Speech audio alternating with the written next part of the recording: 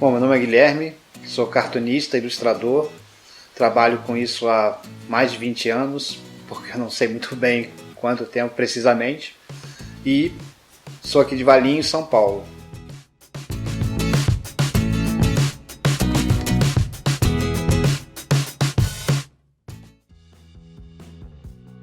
Olha, é uma pergunta bem complexa, porque assim, geralmente quando uma pessoa tem aptidão para desenho, ela começa rabiscando, lá, criancinha e tal, todo mundo faz isso. E com o tempo as pessoas percebem assim, eu gosto disso, acho que eu vou fazer algo nesse sentido.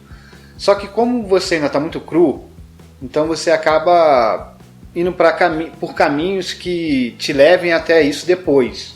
No meu caso foi a propaganda e marketing. Eu me formei em publicidade e acabei virando ilustrador na agência e tal.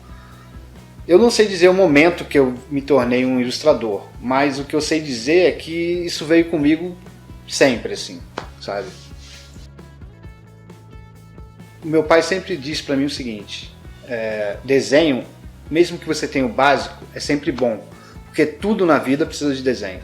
Projeto de uma casa, um projeto de um objeto, de qualquer coisa precisa de um desenho. Então o básico seria isso. A estrutura das coisas tem desenho. Então, quando alguém contrata um ilustrador, além do óbvio que é a ilustração que ele vai fazer, mas ele tem que ilustrar aquilo, seja uma ilustração editorial que ilustra a matéria, seja a ilustração que ilustra a história de um livro infantil. Então isso depende muito do que vai precisar, né? Mas, basicamente, ele traduz um texto ou uma ideia através do desenho, assim. A ilustração é o final, sabe? Acho que primeiro você tem que ter a base de tudo isso, que é a informação, é ler muito, entender o que você vai fazer, porque não adianta você desenhar uma carroça se você nunca viu uma carroça, tem que viver a carroça. Uma vez o meu mestre de desenho, né, que me ensinou, uma vez eu perguntei para ele o que é arte. Ele falou assim, arte é vida. Aí eu pensei, resposta mestre dos magos, né? Que nunca diz nada, assim. Aí eu fiquei com isso na cabeça o resto da vida. E agora mais velho eu percebi que ele tinha razão. Vida por quê? Porque você tem que viver aquilo para poder desenhar, sabe? Você vai fazer uma pirâmide, você talvez não tenha ido lá. Mas se você entrar na internet e viver aquele momento de ver aquilo, você vai conseguir desenhar uma pirâmide legal. Então viver aquela coisa te faz capaz de desenhar aquilo perfeitamente. Então, quando eu vou desenhar alguma coisa, eu sempre busco essa informação anterior. O desenho você aprende técnicas e traços e tal, isso é muito fácil.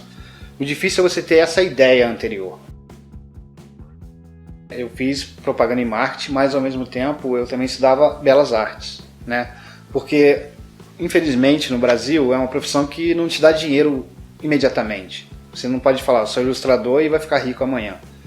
Nem é uma profissão para ficar rico, na verdade, porque você tem que lutar muito para conseguir sobreviver com isso. Eu não vou falar uma coisa também que iludir ninguém. É um negócio difícil, você faz se gostar de verdade, entendeu? Porque é muita luta, é muito estudo o tempo inteiro, desenho todos os dias. Então não adianta você se iludir pensando que comprar uma mesa, um equipamento legal, um computador bom, que você do nada vai desenhar. Tem que ter muita luta também e dedicação, senão isso em tudo na vida, né? Se você quer chegar num nível de mercado que tem uma técnica legal e competir com os outros, você tem que ter bagagem, e bagagem se tem com estudo. Isso nos seus cursos de especialização, além do talento, é muito importante, sim. Então, isso é muito pessoal, né? Porque o traço é igual uma assinatura de cada desenhista. No começo você até copia uns e outros, não copiar no sentido, mas se inspira, né, no traço para poder começar. Com o tempo você vai adquirindo experiência e criando sua própria identidade.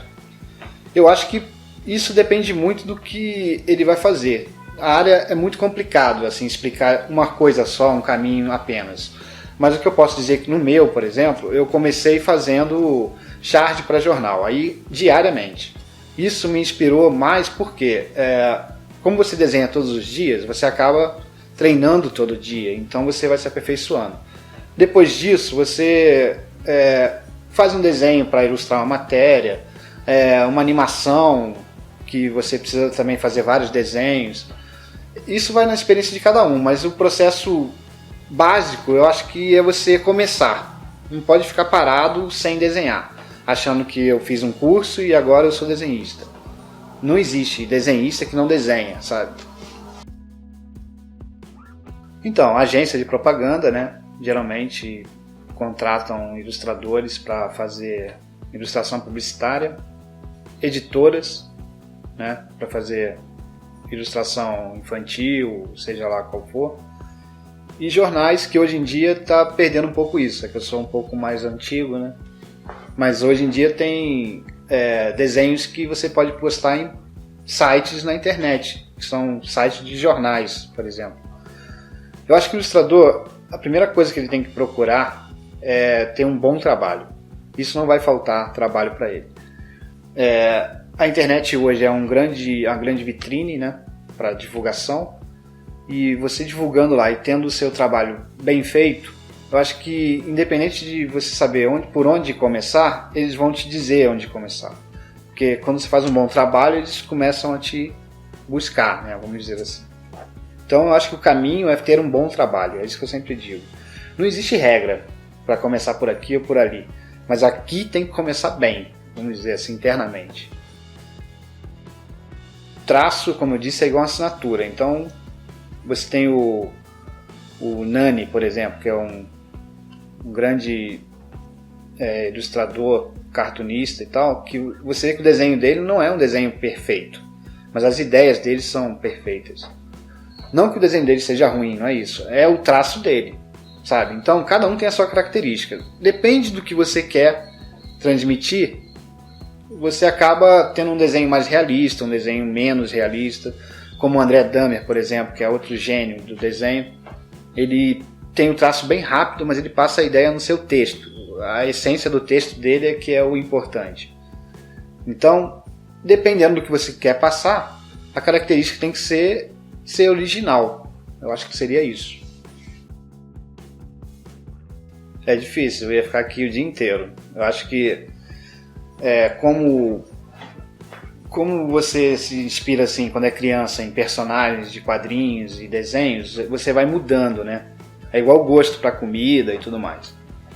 Quando eu era criança eu tinha uma certa coisa com o Ziraldo, aqueles que desenhavam mais infantil. Aí você vai passando o tempo, vem Laerte, vem Angeli, vem essa santíssima trindade aí, que é Ziraldo, Angeli, Laerte.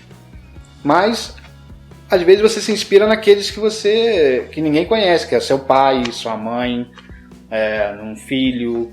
Então, com o tempo, você vai mudando essa inspiração. Hoje em dia, eu me inspiro naquilo que está à minha volta, sabe? Meus amigos, que são cartunistas e tudo mais, que a gente vai trocando ideias, acaba você se contaminando com ideias, assim. Então, não tem aquele ícone, sabe? Eu costumo dizer que você se inspira no que está à sua volta. Então, notícias, tudo. Tem que se informar. Eu me inspiro hoje com informações. Eu daria muito expor. Eu daria muita bronca. Porque eu deixei de fazer muita coisa e coisas que eu poderia ter feito assim e diminuído o tempo de estudo. Sabe? Estudar mais, desenhar mais. Às vezes eu fazia muita coisa que não precisava. Coisa de adolescente, né? Mas eu acho que não dá pra você falar assim, eu mandaria ele fazer isso ou aquilo.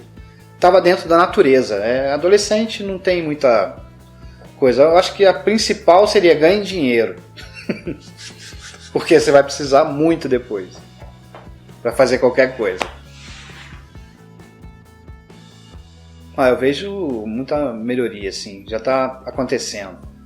Porque existe um preconceito muito grande no quadrinho, que as pessoas não consideram o quadrinho como literatura, né? E bate com aquilo que eu falei lá no começo.